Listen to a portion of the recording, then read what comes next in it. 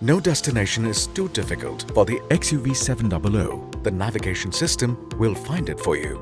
To activate navigation, select Fun on the infotainment screen. Use the touchscreen to scroll and click on navigation.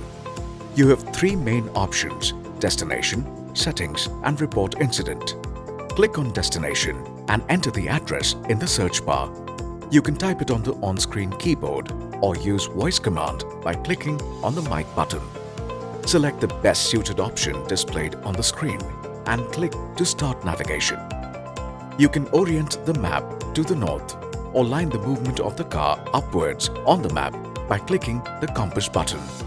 You can further customize the navigation experience through the settings menu, live traffic, route trip type, driver assist map display, voice language, display navigation on the phone.